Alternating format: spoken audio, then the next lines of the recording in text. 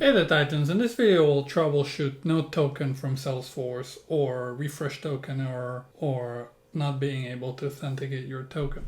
Alright, so first thing we need to do when we see this message is to head over to integration, look at Salesforce, either running Salesforce Sandbox or production, and then just reauthenticate.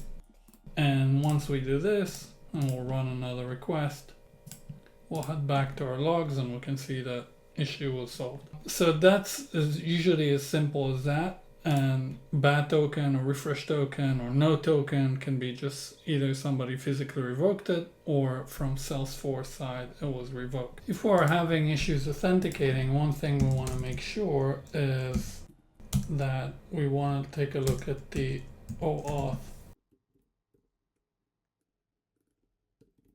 at the connected app OAuth usage, and then we'll be able to see, we'll look for Titan.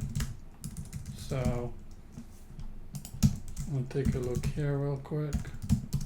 We can see that form Titan is not blocked, which is good, but if somebody blocked it by any chance, then we will also get, if I'll try to run this again and we'll take a look, we can see that invalid grant expired access refresh token. It's another thing that could happen, so you want to make sure to go back here and make sure that it is not blocked, because that happens if somebody blocks it by mistake. And now if we run this again, you can still see that we have a problem with the refresh token. So we want to do like we've done before, is just go back there and reauthenticate Salesforce.